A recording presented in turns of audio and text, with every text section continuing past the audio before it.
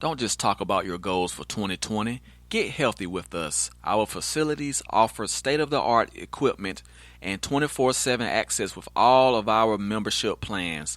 Call or come by for your personal tour today at Workout Anytime Valley. Welcome to Maine and Recx. I am Tee Recx. I'm joined with the main event in the building. I'm in the building, stepping out of the press box and into the owner's box with my man, the CEO himself. Yes, we have a special guest, and we are actually at his recording studio. We're going to welcome Terry Newill to the show. How you doing today? Doing fine, man. How y'all? We're doing great. It's an honor to actually be here with you to interview you, because I know you have been in the music industry for so long, and I just want to pick your brain about some issues that's going on in today's music. Can you tell us about, just give us a background on how you got started in the music industry? Man, that's a long story. It goes back a long, long time. Started playing drums. Actually was going to be a guitar player, and my brother got a set of drums, and I took them over. And it just evolved. I played my first show at 11 years old with a gospel quartet. First rock and roll show at 14. And I've been there, done that in music as far as on a local level, some regional. Yes. But just love the music. Transferred to guitar about 20 years ago and don't look back. Okay. So, when we talk about music, you say guitars. I mean, do you like to play the electric guitar over the acoustic or acoustic over the electric? Well, I'm one of them guys that I haven't found an instrument I don't love yet. I love them all. You look around the room, you see I have a few. I actually play every instrument in this room. Not well, but I play.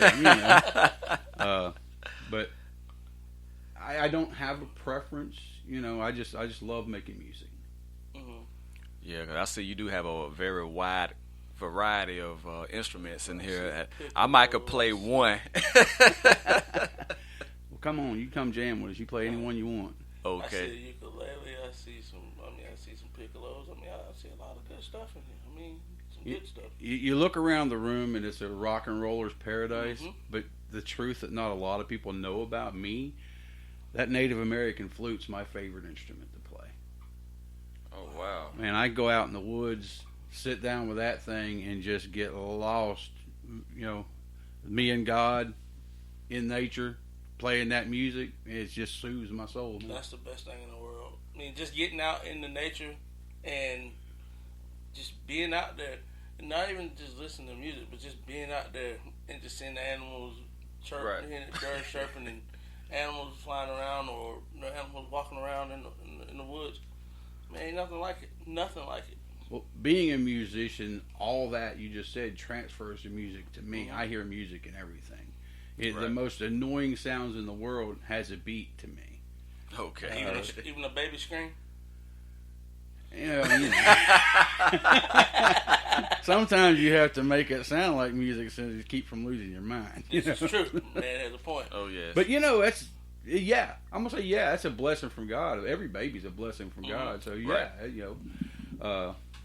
it's an annoying sound, but it is a blessing from God. This is true.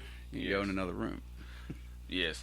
Now, the state of today's music, I know we had discussed this off the air about we're not really feeling it, because the music industry, the record companies, they just put, to me, in my opinion, they put a lot of garbage out. So what would be your opinion on the state of today's music out here? There's real music to be found, but Right. You're not going to hear it on regular radio. Music industry started going downhill mid-'70s. Okay. I'm a hair metal guy from the 80s, but it was all contrived. All that was done for the show. It wasn't for the music. Right. And there was a resurgence in some real music in the 90s, but it was limited. And then when the record companies got really involved, and I'll tell you the truth, if you got pretty people singing music, you don't have good music. Right. Ugly people make good music, and that's because they're not concerned with the demographic. They're concerned with their art. Right. And you know, when a record company puts their money behind somebody nowadays, you don't even have to have talent. You know, Exactly. they put these people out there and they're auto-tuning them and, you know, all these things to make a face famous instead of a song. I mean, Right. I challenge anybody to name me one song in the last 10 years that's changed your life. That's not less than, say, 30 years old. Wow. That is a Not good less than question. 30 years old. I mean, wow. Yeah, you I mean- you stumped me on that one, Terry. I mean, you have music that's close to 30 years old. Like, for myself, I mean, being an 80s kid, you had Prince. And then in the 90s, Right. you had, for me, what helped me grow up was the 90s, was the Seattle grunge scene. With Soundgarden, Nirvana, And that's what I'm Dinosaur talking Jr., about. you know, Right. things like that. So when I look at music, like you said, I mean, I haven't heard good rock music since the 90s. And it's not even just rock. It's, Yeah. it's all Yeah, just- music. yeah, it's all genres. Like, music in general. But, you know, I mean, I'm a West Coast rap guy. I'm a Seattle grunge rock guy. I love Silverchair when they first came out. And those kids were teenagers when they came out. But they came out with real conscious music. And it was from a talent standpoint that we don't see nowadays. No. Right. It seems like now there's an agenda to everything. You know, you say you're a West Coast rap guy. That was real music. You know, that was real from the soul music. And now, man, it's all promoting hate. The things that's promoted, and it's just from my standpoint. I don't listen to a lot of rap. I do some. I'm not a big fan of sampling and taking somebody else's beats, and you know, but that I understand it. I play cover tunes. I get it. You know, Right. but you know the way they treat. Now I say they, whoever's writing the lyric, you know, they treat society, you know, especially to me from what I see in the rap context, it's all about money. Do whatever you can to get the money. Right. Guns, you know, let's promote violence. The denigration of women, which is, man, Yes. unreal to me, you know. You're talking about some beautiful women, and these Right. guys are talking about horrible things. Exactly. You know, and then as parents, we let it go. You know, we're like, well, that's, you know, as long as they got their music. I was so proud the other day. I walked in the house and my youngest son's listening to Pink Floyd. Oh wow. Oh, I love okay. it already. And I'm like, whoa. You know? Yeah, I love Pink Floyd. Yeah, Too. You Pink know, Floyd, awesome. Yeah, it was probably not a correct mindset music, but you're talking about Right. an insane person writing it, but it was real music, you know. Right. And, you know, 2 weeks ago, he was listening to, I couldn't even tell you what, you know, I couldn't understand a word that was being said. And he just said that he just realized one day the difference. And my son's a musician, all my kids play music, but it, you know, it struck him. But, you know, it's the music industry right now is terrible. It's just terrible. We got to get the money, the companies out of music and get real people back into music, is my opinion. You know, when they merged a lot of these record labels, like when EMI went away and Epic, you know, Sony, that's when the real music left, to me. Yeah. Like, I mean that's when I felt like the real music left, because you didn't have those artists out there who can actually sing. You don't have the Mariah Careys in the world anymore. You don't have the Whitney Houstons in the world that you're seeing right now, because it's all, like you said, all industry driven, and you got pop stars singing music that they really don't even know how to sing. You know, they're just there. They're figureheads. Yeah. There are a few. I think Ariana Grande has a She's an exception. fantastic voice. But where's she going to end up? Look at all these, especially the teenage pop girls in the last 15, 20 years. Where have they ended up?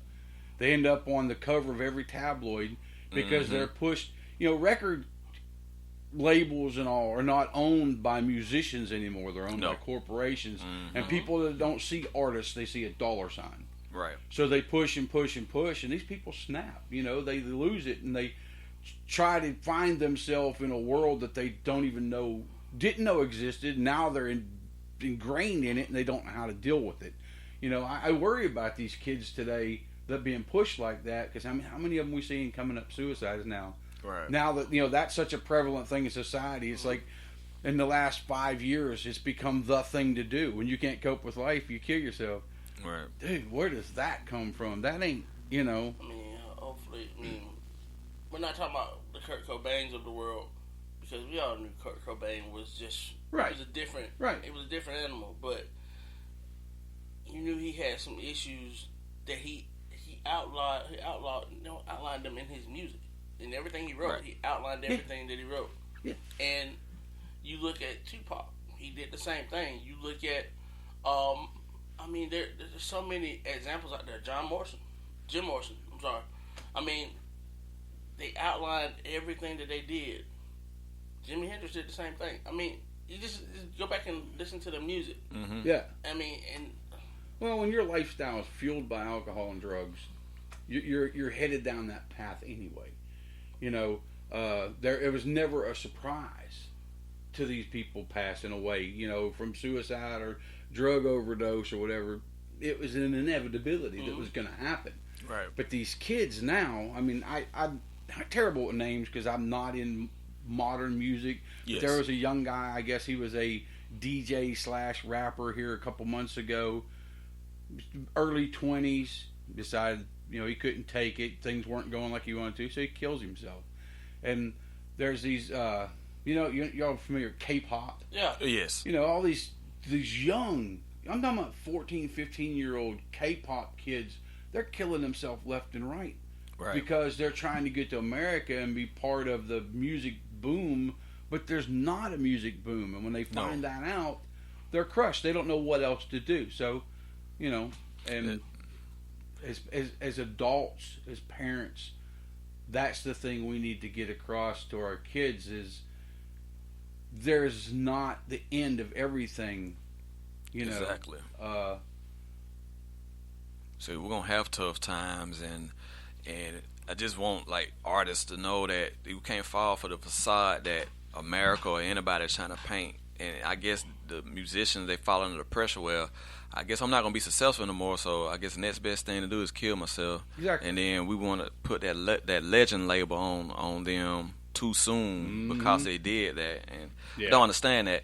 I know I was laughing earlier when you was talking about the image, how corporations are using pretty people to promote, which, in our society is set sail, and so they're going to put the most beautiful person on the forefront, even though they might not have a bit of talent. But I tell you, though, there are some Whitney Houstons and Mariah Careys out in the world that just not been heard on FM. Right. You got to go to the local bars or even to a karaoke place to see these people. Yes, sir. And it hurts me because it's so much talent in this world that's not being heard because of whatever reason why these corporations want to put them out there. Right here in this area where we live, I could probably tell you of, I don't know how many, uber talented people live here. Yes. And I could can be name at least 10. I've got several coming here today. But because you weren't born with that silver spoon, or your daddy doesn't know so and so, they don't get a chance. But like you say, there is underground music, and you can find it on all. You was telling me where all these podcasts come out of, Spotify and iHeart. Oh yes. Take a minute, look at the unsigned artists, give them a listen. Man, you'd be amazed at the talent that's out there. Right. Back in the day, an artist could push themselves for a minimal investment, put out a 45. I'm dating myself. Yeah, or an EP. Let's say an EP. And sell it and go play shows and make something for themselves. Them days are gone. You can't do that anymore. Yes, it is. Speaking of the 45 days, you look at the artists that are independently made. You look at the Younger Giants, artists that came out with one good hit, and then you don't hear them anymore because they're getting cycled out. Yep. Because when they go back into the studio and they write, you got that next big art, you got that next artist coming in,